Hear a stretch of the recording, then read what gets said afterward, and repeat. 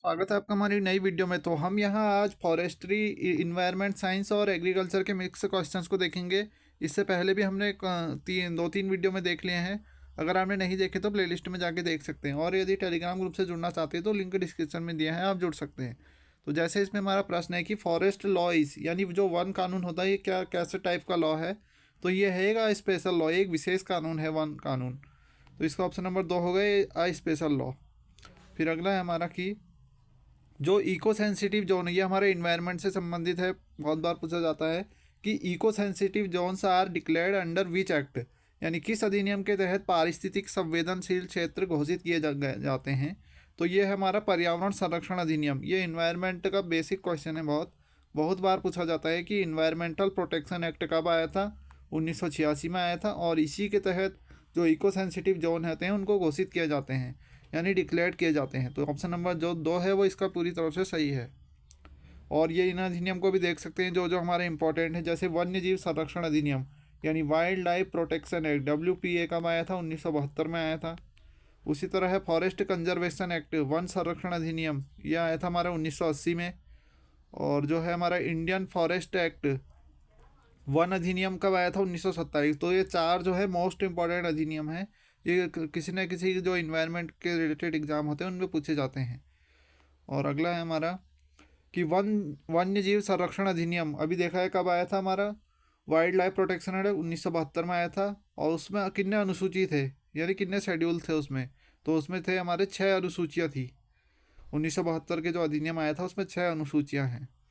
फिर अगला है हमारा कि जैसे देख सकते हैं इसमें कि वन्य जीव संरक्षण संशोधन अधिनियम, तो इसमें जो संशोधन हुआ था वो 1991 में हुआ था, के तहत किसी भी लाइसेंस या परमिट की शर्तों का उल्लंघन करने के लिए दोषी ठहराए गए व्यक्ति द्वारा दंडनीय है। तो जो लाइसेंस बनता है इससे रिलेटेड वन संरक्षण अधिनियम के तहत, तो अगर उस कोई भी अपराध करता है तो उसे 3 साल का कारावास और 25,000 का फाइन पड़ सकता है। तो ये जो अधिनियम आया था उसके तहत ये है। फिर अगला है हमारा कि विच chapter of the wild life protection act, यानी वन्य जीव संरक्षण अधिनियम 1972 का कौन सा अध्याय वन्य जीवों के व्यापार एवं वाणिज्य से संबंधित है। तो जो ये 1972 इनका कौन सा चैप्टर है जो वन्य जीवों का व्यापार और वाणिज्य से संबंधित है, यानी विच chapter of wild life protection act 1972 deals with the trade और कॉमर्स इन वाइल्ड लाइफ। तो चैप्टर 5 यानी 5वां अध्याय जो है ये इसके बारे में बताता है 1972 के अधिनियम। फिर हमारा कि 1972 वन्य जीव संरक्षण अधिनियम की धारा किसके तहत टाइगर रिजर्व कब हुआ था, 1973 में घटित हुआ था इसका। प्रोजेक्ट टाइगर 1973 में आया था। और ये 38वीं के अंतर्गत ये बताता है कि टाइगर रिजर्व का गठन किया गया है। तो ये 38वीं इसका इम्पोर्टेंट है।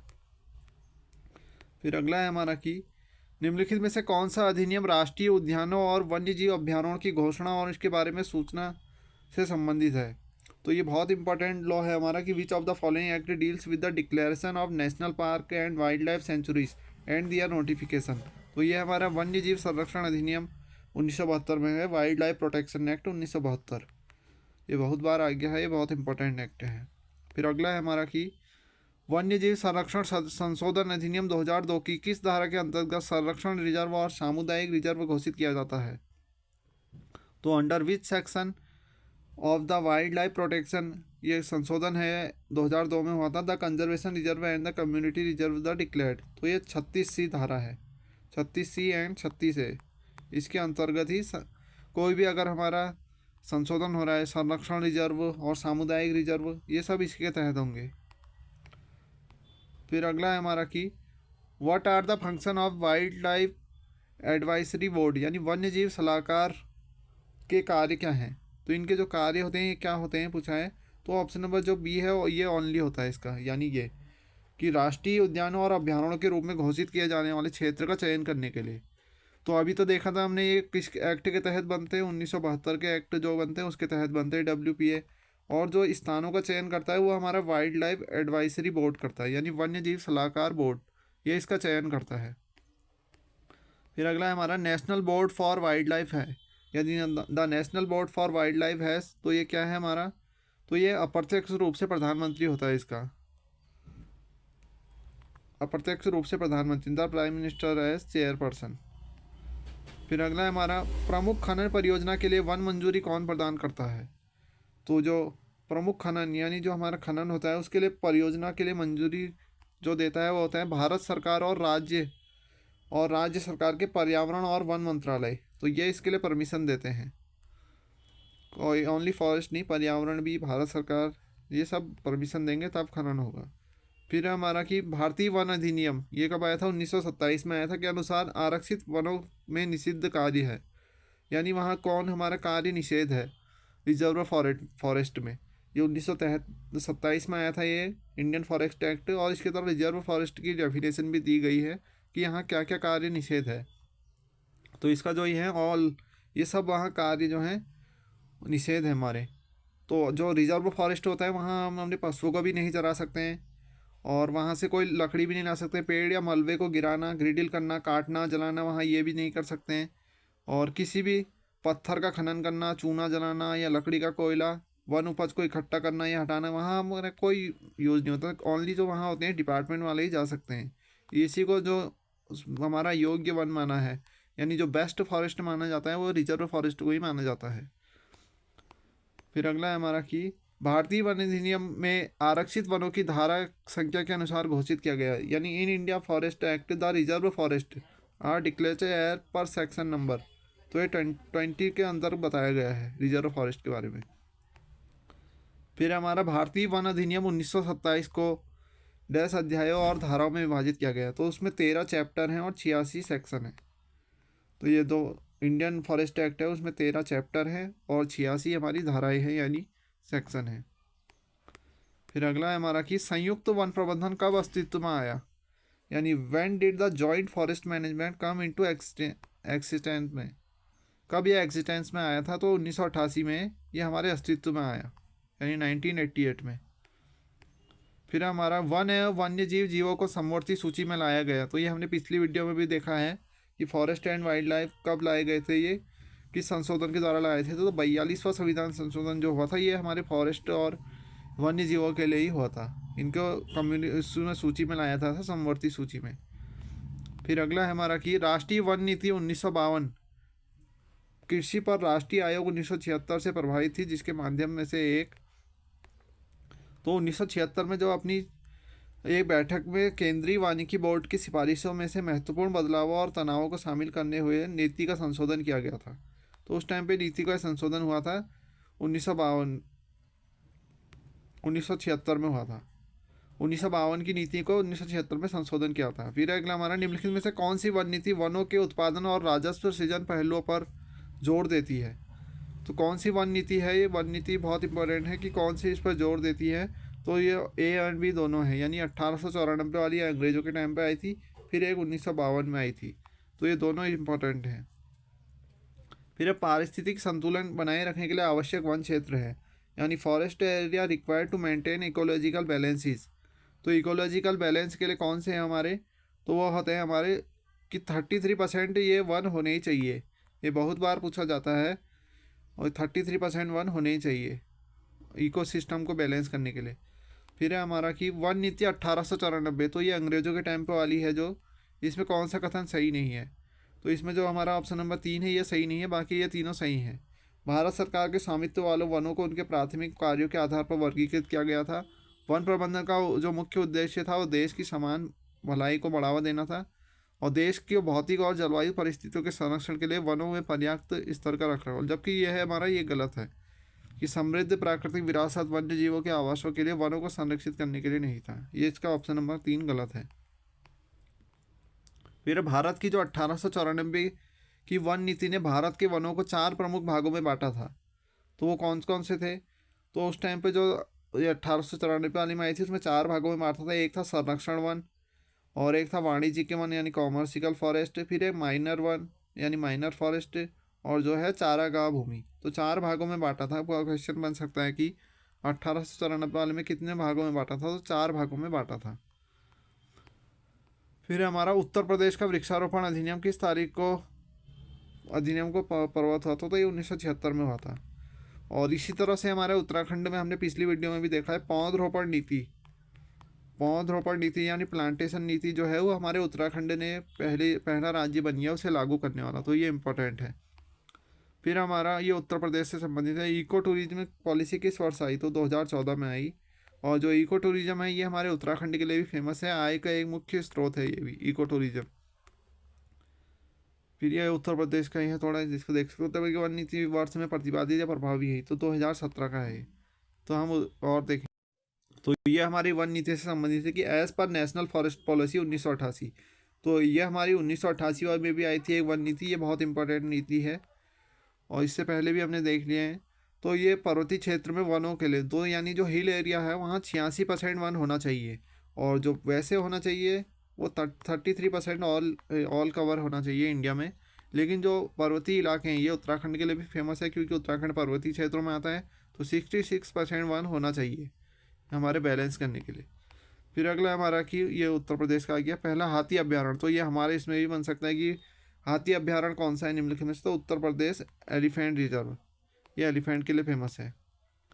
फिर उत्तर प्रदेश में कितने टाइगर रिजर्व है, तो ये हमारे 4 हैं।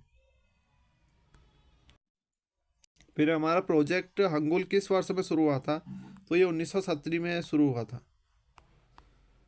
फिर हमारा कि भारत में किस राष्ट्रीय उद्यान को चीतों को पुनः वसाया गया है, यानी in which national park in India the हमारा री इंट्रोडक्शन ऑफ द चीतास, तो ये कहाँ हुआ है, तो ये हमारा कीनो नेशनल पार्क में हुआ है, कूनो नेशनल पार्क, यहाँ चीताओं को दोबारा बसाया गया है।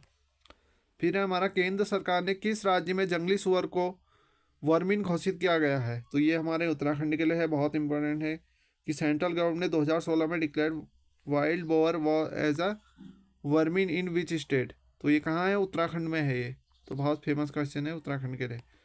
फिर अगला हमारा कि दंडोली अनासी टाइगर रिजर्व किस राज्य में स्थित है, तो जो दंडोसी अनारी राज्य है ये हमारे कर्नाटक में स्थित है, ऑप्शन नंबर ए इसका सही होगा। फिर भारत में वर्तमान में कितने हाथी अभ्यारण्य हैं, तो ये 33 है। फिर हमारा यानी केंद्र सरकार ने किस राज्य को रेबेसस बंदर को वर्मिन घोषित किया है, तो ये हिमाचल प्रदेश ने किया है रेबेसस बंदर को वर्मिन। फिर हमारा कि कौन सा राष्ट्रीय उद्यान जो है पश्चिमी घाट में स्थित है और लुप्त प्राय शेर पूंछ मकाक का घर है, यानी विच नेशनल पार्क की लोकेटेड इन द वेस्टर्न घाट, तो ये कौन है हमारा वेस्टर्न घाट पे, तो यह है हमारा साइलेंट वैली नेशनल पार्क, कहाँ है, केरल में, और ये हमारे वेस्टर्न घाट में भी स्थित है साइलेंट वैली। फिर है ताल चापर पक्षी अभ्यारण्य किस राज्य में स्थित है, तो ताल चापर बर्ड सेंचुरी ये भी इंपॉर्टेंट है, ये राजस्थान में स्थित है। जैसे हमारा एक है हमारा जो उत्तराखंड में जो बहुत फेमस है हमारा, तो आसन जो बैराज है वो पक्षी अभ्यारण्य के लिए, वो हमारे उत्तराखंड के लिए फेमस है, और ये हमारा रामसर साइट वेटलैंड भी है। फिर है हमारा कि उत्तर प्रदेश में कितने पक्षी अभ्यारण्य हैं, तो ये यहाँ 14 हैं। फिर है हमारा कि M stripes is related to, तो ये टाइगर से रिलेटेड है। फिर अगला क्वेश्चन होगा हमारा, तो एक क्वेश्चन यहाँ से ये बन सकता है कि किशनपुर वन्यजीव अभ्यारण्य कहाँ है, तो ये हमारे यूपी में स्थित है। यहाँ जिला नहीं पूछ सकते हैं, लेकिन हमें ये याद होना चाहिए कि ये यूपी में स्थित है। और देख भी सकते हैं ये हमारे लखीमपुर में खीरी में स्थित। फिर ये हमारा कि पहला भारतीय वन अधिनियम यानी फर्स्ट इंडियन फॉरेस्ट एक्ट, तो ये हमारे 1865 में लाया गया था, और एक जो एक्ट है हमारा 1927 में भी आया है फॉरेस्ट एक्ट। फिर है हमारा कि भारतीय वन अधिनियम यानी इंडियन फॉरेस्ट एक्ट 1927 का कौन सा अध्याय ग्रामीण वनों से संबंधित है, तो ये हमारा अध्याय 3 है जो ये ग्रामीण वनों से संबंधित है, डील्स विद विलेज फॉरेस्ट। फिर है भारतीय वन अधिनियम 1927 की कौन सी धारा वनों से लाभ उठाने वाले निम्नलिखित व्यक्तियों से संबंधित है जो किसी भी जंगल को आग बुझाने के लिए कदम उठाते हैं, तो ये है कि कौन सी धारा वनों से लाभ उठाने वाले निम्नलिखित व्यक्तियों से संबंधित जो किसी ये आग बुझाने के लिए कदम उठाते हैं, धारा 79(1) है। फिर हमारा वन्य जीव संरक्षण अधिनियम 1972 में आया था, Indian forest act, Indian wild life protection है WPA, तो ये इसमें कितने अध्याय और धाराएं हैं, तो इसमें 7 चैप्टर हैं और जो 66 हमारी धाराएं हैं यानी सेक्शन है। फिर एक्ट 1972 वन्य जीव संरक्षण अधिनियम 1972 की धारा, तो ये 17 के तहत निर्दिष्ट पौधों और संरक्षण का उल्लेख किया गया है। फिर अभ्यारण्य वह क्षेत्र हैं जो धारा के अंतर्गत घोषित किए जाते हैं। तो जो धारा 18(1) के तहत घोषित किए जाते हैं वो अभ्यारण्य है। फिर हमारा मुख्य वन्यजीव वार्डन किसी व्यक्ति को निम्नलिखित में से किस उद्देश्य के लिए अभ्यारण्य में प्रवेश करने की अनुमति दे सकता है। तो अगर कोई अभ्यारण्य में प्रवेश करना चाहता है तो उसके लिए किस चीज़ की अनुमति होती है। तो इनमें से 3 जो होंगे, या तो फोटोग्राफी के लिए दे सकता है, वैज्ञानिक अनुसंधान या पर्यटन। तो इसके लिए जैसे हम यहाँ भी देखते हैं उत्तराखंड में जितने भी वन्यजीव अभ्यारण्य हैं, तो वहाँ हम इनके थ्रू जा सकते हैं, या तो फोटोग्राफी या टूरिज्म के थ्रू या कोई हमारी रिसर्च के थ्रू, तो इसके तहत अनुमति दे सकते हैं। तो ये भी इम्पॉर्टेंट है। फिर हमारा कि केंद्रीय चिड़ियाघर प्राधिकरण के माध्यम से भारतीय चिड़ियाघरों के लिए अनिवार्य मानकों के मानदंडों को लागू करने वाला वन्यजीव संरक्षण अधिनियम 1972 में संशोधन कब किया गया। तो अभी देखा था हमने जो ये यह एक्ट आया था हमारा, यानी वाइल्ड लाइफ प्रोटेक्शन एक्ट। तो इसमें जो संशोधन किया गया था, तो इसमें जो करेक्शन किया गया था यानी संशोधन, ये 1991 में किया गया था अधिनियम 44 के अंतर्गत। 1991 में अधिनियम 44 के तहत किया गया था। तो थैंक्स फॉर वॉचिंग, मिलते हैं अगली वीडियो में, तब तक के लिए goodbye. Please subscribe my channel.